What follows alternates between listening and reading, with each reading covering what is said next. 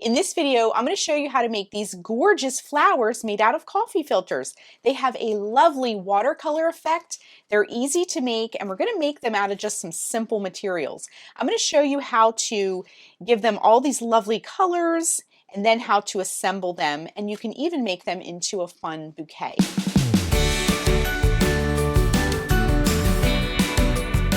For this project, you're going to need 2 paper plates, some markers. Now the washable ones, in my experience, tend to work a little bit better. We want our colors to run. So some washable markers, whatever markers you have, you might want to do a little test first just to see if they're the best ones. We want the most color running possible. And then you're going to need pipe cleaners. You'll need 1 per flower. I grabbed a handful here. And then some coffee filters. And as you can see, I've sort of flattened them. You can really do this with your hands or put them under like a heavy book or something like that. But we're going to be flattening them because we're going to be painting them. They normally have like kind of like a zigzag side, sort of like a cupcake wrapper, but we want to get them nice and flat for this project. And then you're going to need a brush and a cup of water. Now I found that this is a fan brush. I found that some of these wider brushes like this one or even like this one work a lot better because we're just going to be applying some water to it. Okay, so what we're going to do first to set up is we're going to, if you haven't flattened out your coffee filters, you want to do that first. And we're going to set our markers aside, and then we won't need these pipe cleaners till the end. So we're just going to put those way over here. And we're going to set up 2 plates. And I like to do it with 2 plates because we have an area where we sort of apply the color and the water, and then we transfer them over to sort of like a drying plate, okay? So what we're going to do is grab one of your coffee filters, and you're going to do like 2 to 3 per flower, just if you're kind of planning out a bouquet. Grab any of your colors. You're just going to start with on your paper plate. Now we are going to make our colors kind of bleed and run. So the reason for the paper plates is to protect your surface, because colors that you make bleed onto or through your coffee filters to give them that nice, pretty, bright watercolor look will absolutely bleed onto your surface. So just keep that in mind if you're doing this on a surface.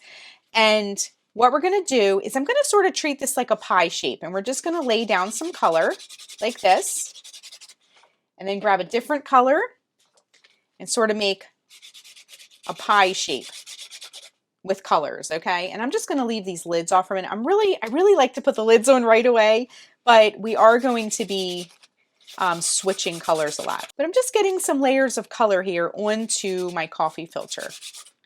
And this is eventually going to have a lovely watercolor look. And you can repeat some of the colors. Like I'm going to do my blue here. And I'm kind of using the side of this tip because I have these fine tip ones. And that is going to keep like a little bit wider of a mark when I mark up my coffee filters. So we can scoot these out of the way for a minute.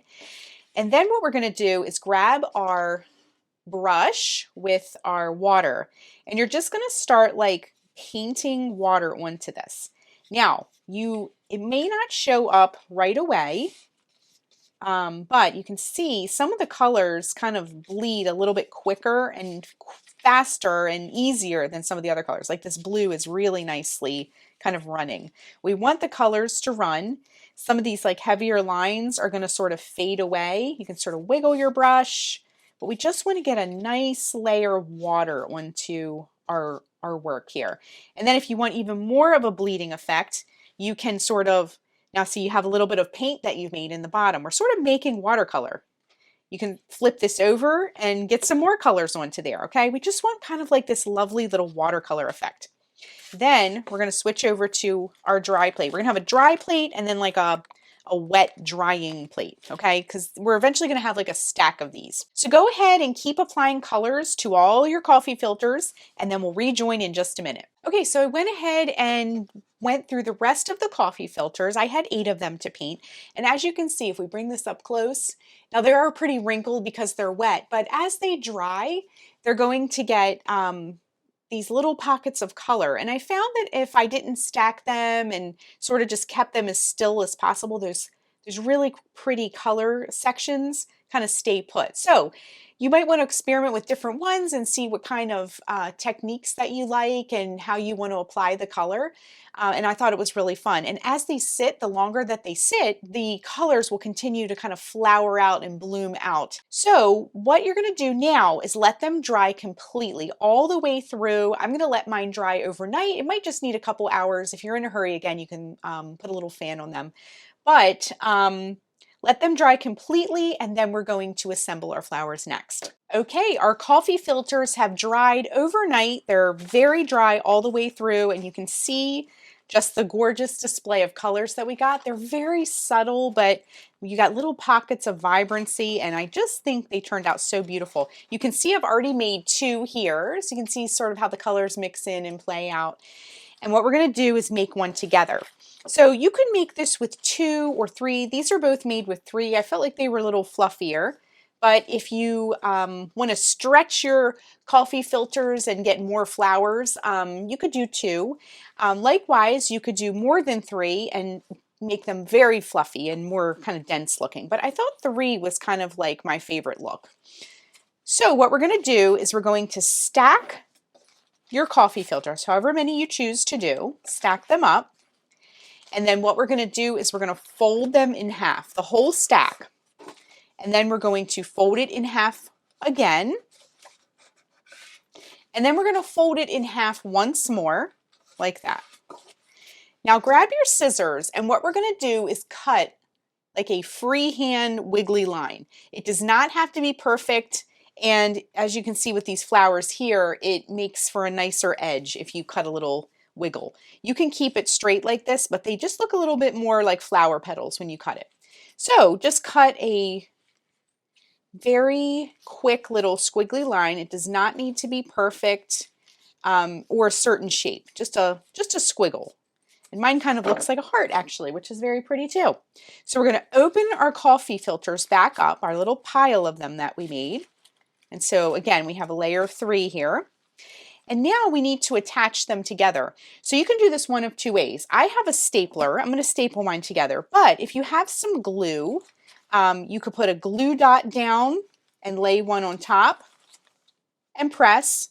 Do another glue dot, lay one down and press, and then just let them dry for a while. But if you have a stapler on hand, it's instant. You can just attach them very quickly.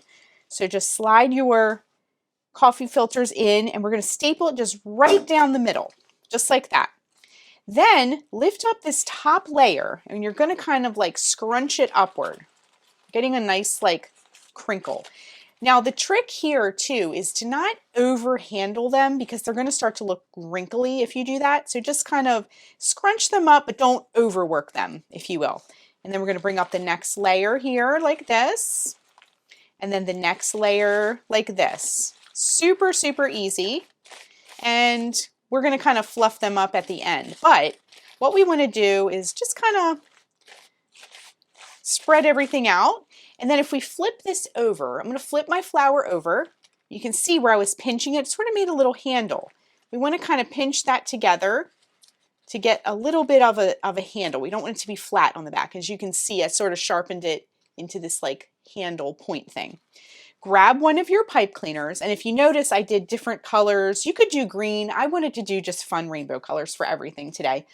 And you're going to grab it in the middle, your pipe cleaner, and then what you're going to do, that little handle that we made, you're going to take your pipe cleaner and you're going to fold it around that handle, and then you're going to take the 2 ends of your handle and give it a twist. So twist, twist, twist, and then open these ends up.